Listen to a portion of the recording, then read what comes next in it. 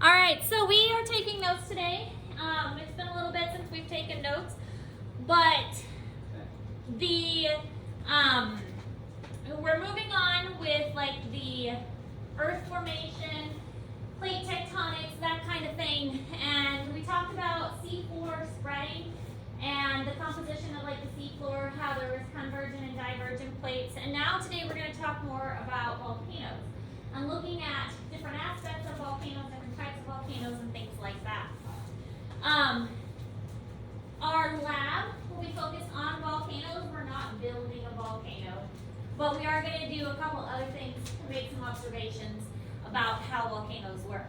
So, based on plate tectonics and what we know about plate tectonics and volcanoes, magma is a mixture of melted minerals and crystals and dissolved gases and water. So it really is a combination of things. It has a lot of like pieces of rock in it. It's got gases from where the earth was hot. It's got bits of water in it, and it's all kind of mixed up together and heated really, really extremely. Now, once this magma actually reaches the surface, then we call it lava. Until it reaches the surface, it's called magma, but once it reaches the surface, we call it lava. I don't know why scientists decided to give it two different names, but they did. It could be partly that once the lava is above the surface, then it starts to cool really rapidly, and that's what's going to lead to some of those rock formations that we talked about previously.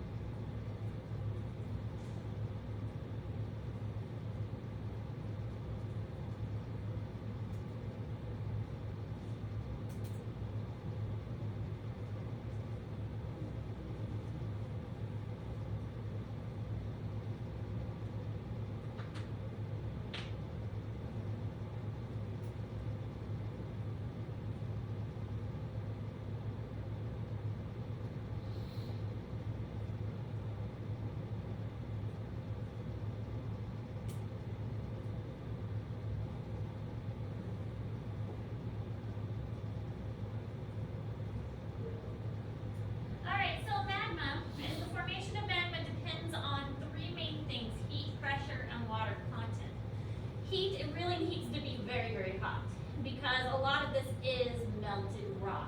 In order to melt rock, you've got to get it pretty hot. So the heat can go anywhere from 1400 to 1600 degrees Celsius, which is about 2500 Fahrenheit.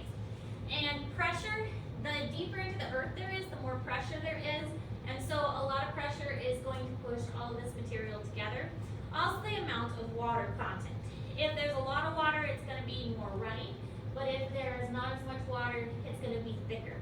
This is called viscosity. Viscosity is resistance to flow, whether the magma is thick and sticky or thin and runny. So think of like syrup. Syrup has a higher viscosity than water. Water flows smoothly, water runs from one area to another without much trouble, but syrup, it takes a little longer for it to pour out of the container. It has a higher viscosity.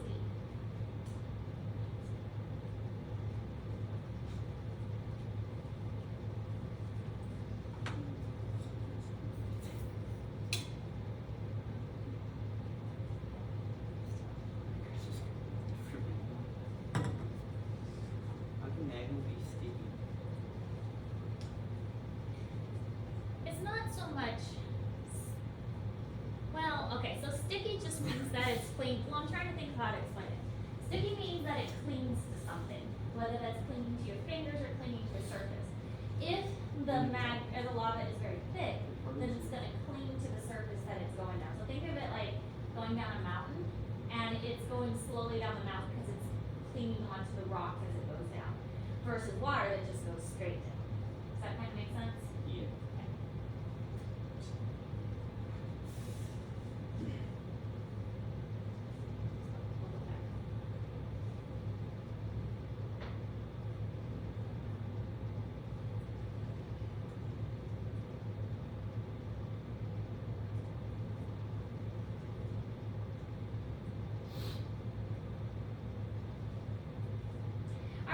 picture is included in your notes, but you can kind of see how the magma works.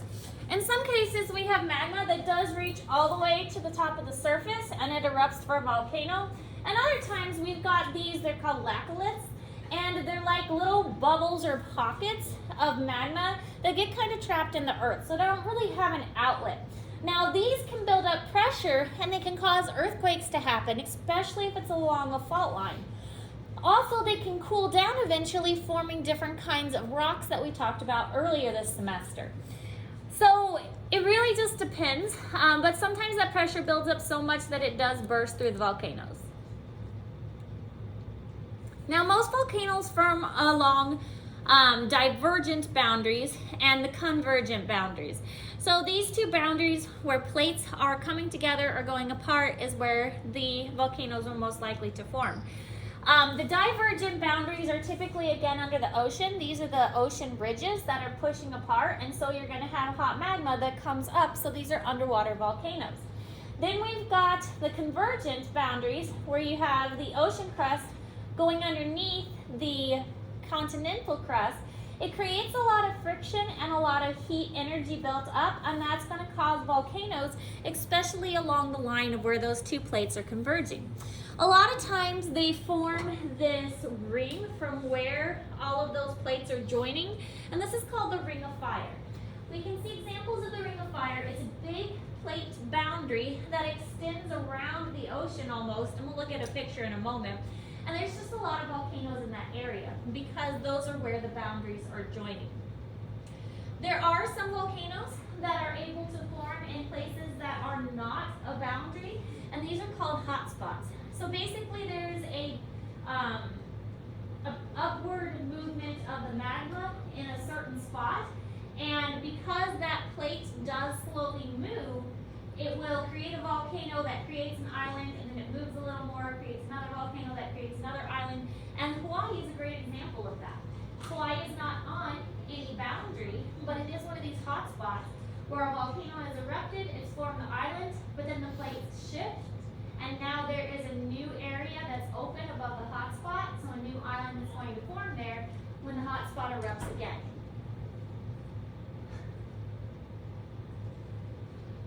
Alright, so we'll watch this short video about the Ring of Fire. Everybody, of course, wants to know, with all the seismic activity along the Pacific coast, does this potentially mean that the big one is coming? Well, nobody knows for sure. We can't predict earthquakes, sadly. There's a lot of concern that this region is due for a big one, this part of Chile. Quakes in California and Chile are connected by the Ring of Fire. They're all along the Pacific, but it's really hard to draw a connection between ones that far apart. We'll talk about the Ring of Fire, specifically what that means to that entire area. What parts are affected, just so we know? Well, it's more of a horseshoe stretching from South America all the way to Alaska and down to Indonesia. And what you basically have is the Pacific Ocean's crust spreading out and smacking into the continents along the edges there. And where that happens, you have mountains and volcanoes and earthquakes. And so earthquakes are happening along here all the time. 90% of all earthquakes are along the Ring of Fire, which gets its name from all the volcanoes, obviously. And 80% of the big ones happen along here. Now, 8.2, clearly a massive earthquake. By comparison, some of the worst quakes in California are down there in the 6s. But help us understand, what would happen if an 8.2 earthquake hit Los Angeles or San Diego or San Francisco? Oh my, it would be horrific. Estimates in Los Angeles, for example, a 7.5 magnitude, which is less, right? You would have upwards of $250 billion of damage there, hundreds of thousands of people displaced from their homes, tens of thousands of people homeless, thousands of fatalities, that sort of thing. And that's the key point you're getting at, is where it happens matters almost as much as how powerful it is. If something happens in the wrong place, then you have a real disaster. The one thing you always want to know is, will there be tremors that send some sort of a warning, sort of a pre-shock as opposed to an aftershock? You don't know for sure until after the big one happens. There's some shakes before this one. There were some magnitude 6 quakes that led up to this one, and there's been magnitude 5 ones or so afterwards. We can't give people a lot of warning of these quakes. There are some demonstration efforts that gave a few seconds of warning. One's coming, the one that happened last week in California, for example, or recently in California. But no, we don't have a great method of sending out instant warnings that can do more than a few seconds of heads up. So this talks not only about the Ring of Fire, but also the earthquakes that are surrounding that, because the two kind of go hand in hand. They are occurring based on the plate borders, and not only are earthquakes happening there, but volcanoes are happening there as well. That specific video was looking at the massive earthquake in Chile, and they're talking about the consequences of that. So interplate volcanism is with is within the plate. So this is not a boundary, but a volcano is forming over these hot spots. Basically, it occurs where a mass of hotter than normal mantle material, called a mantle plume, rises toward the surface.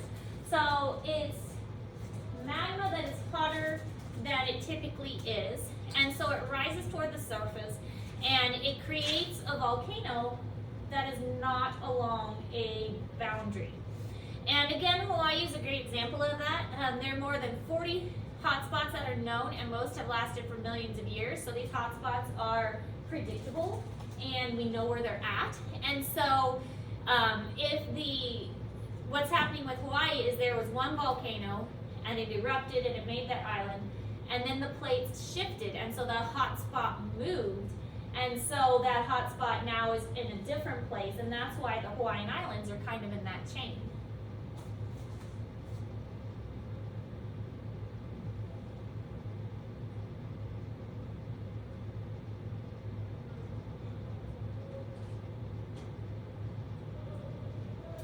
So the Hawaiian Islands have formed as the Pacific Plate moves over a hotspot.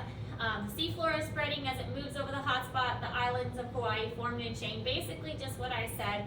It started off with these older ones over here. The plate has moved, and so the newer islands were formed this direction toward the east, and the plate keeps pushing it, so there will be more islands technically that will be formed in Hawaii as that plate moves slowly over thousands of years. Hawaii has two active volcanoes, Mauna Loa and Kilauea.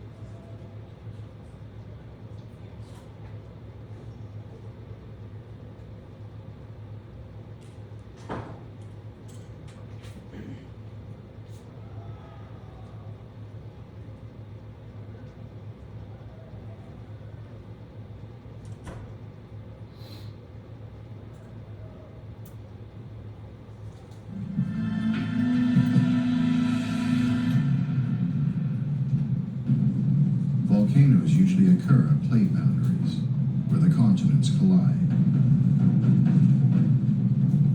When they hit, they release unimaginable energy, punching up molten rock from deep inside the Earth.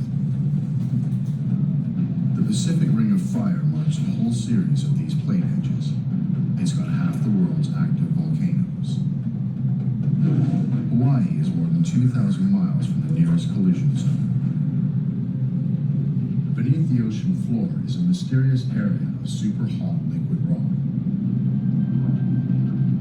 Hot enough to melt a hole through the Pacific Plate, punching up fresh lava.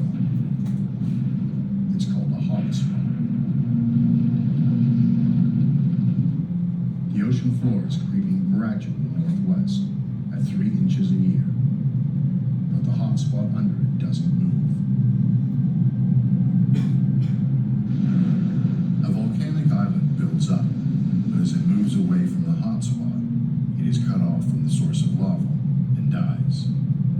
Over the hot spot, a new volcano forms. But if the big island is growing, then what's happening to the island of Oahu? Oahu should be shield-shaped, circular, but it's not. It's long and thin. there's a chunk of it missing. All that's left are 1,000-foot-high cliffs. Because you can actually tell that this isn't a shield volcano anymore, that there's something definitely missing from the spot. As the water turns the rock to soil, the cracks burrow even deeper. A fatal weak spot develops, till one day, it all just lets go. This cliff is a crack, 1,000 feet deep. Based on the shape of the water and the height of the cliffs, Lloyd estimates the land used to extend out from here for another 20 miles. All this used to be solid rock. And all that rock So the disappeared to the ocean below. Yes, we'll send it that way. Ethan, will you go to 2 the million comments and get years your ago, picture taken? The island fell apart. 300 square miles, 20 trillion tons of lava dumped in the Pacific Ocean.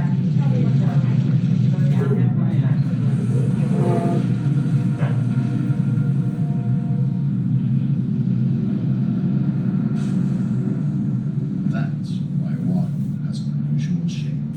The rock slide really has taken a bite out of the island.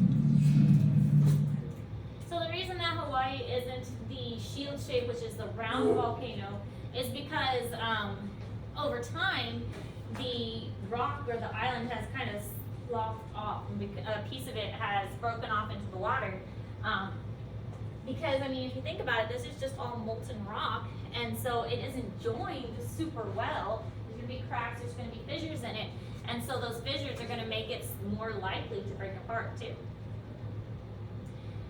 This is in Google Classroom, and you do need to know these different words. So ash is what is lying here on the side, and then lava flow, of course, is lava coming down. Lava dome is where it's bulging. The lava itself, of course, is any of the molten stuff that's on the surface. A vent is the opening, and then tephra is the ash that has exploded from it. Lahar is the ash that's kind of falling down the side. The fissures, sometimes the pressure is so great that the eruption doesn't happen straight out of the top. Sometimes it erupts out the side, and that's what we're seeing here and here as well, is it's erupting out of the side because of the pressure. A dike is coming up out of that molten area and making kind of almost a bubble in the mountain itself, or the volcano itself. And then magma, of course, in the magma chamber. And once it reaches the surface, it's lava. All right, so shield volcanoes, cinder volcanoes, and composite volcanoes, those are the main types of volcanoes that are present. The shield volcano is more gentle and wide, and they don't typically explode. They are, here's what the shield one looks like, and it has a lot of lava underneath, and that's why it doesn't explode, because the force isn't as great. A cinder cone is violent and small, and it does create explosives because there's no release of pressure on either side, so it only has one direction to release that lava. The composite cones are the biggest, and they can be explosive or not. It really depends, but you can see they have lots of little channels here on the sides that help to build it up so that some pressure can be released. But if that pressure doesn't get released, then it could cause the entire mountain to explode, since there's so many little pockets of magma underneath.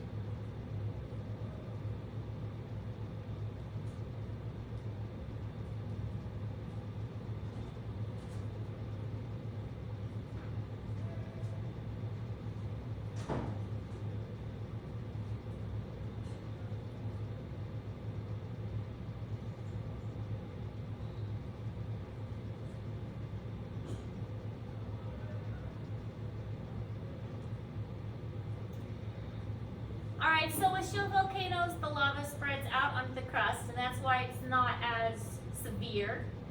Cinder cone, you have a lot of pressure building up, and there's only one way out. And composites, they do have those large tunnels that lead to chambers, and it allows it to spread out, so it's not going to be quite as explosive. Here's some examples of shield volcanoes. Again, they are lower, they're more rounded, the lava will come out and then it kind of flows to the side. This is what they look like kind of in real life. Cone volcanoes, again, they're the more explosive ones. They have this is the cinder cone where it shoots straight up and it only has one way to exit, and so it's usually a very explosive exit. And composite volcanoes, they have more chambers that are underneath, and so they can spread the lava out more so that it doesn't have to explode quite as dramatically. Although they can have dramatic explosion. It really depends on how many magma chambers they have underneath. All right, so that's all the information we're going to cover today. You're going to get an assignment here in a moment. The assignment deals more with seafloor spreading. We didn't really get into it too much last week with this assignment because we did the labs instead, but it goes along with the ocean spreading and that kind of thing. So that'll be the assignment for today, and it'll carry over into tomorrow when you have the sub. You will also have a lab assignment that we will continue to work on Thursday when we get into the lab, but if you finish up today's assignment tomorrow, then this sub will give you the lab so you can get started on that, because there's like predictions and things that you need to make before we can start the lab. You need to come up with a hypothesis, you need to design an experiment, and you can do that stuff in class before we actually start the lab on Thursday. Any questions over any of this? Okay, so ocean exploration reading is the assignment that you're going to be working on, and again, you'll work on this tomorrow with the sub too. You guys will be nice for the sub, right? Right? Okay. Okay. We'll go ahead and get started. If you have questions, let me know.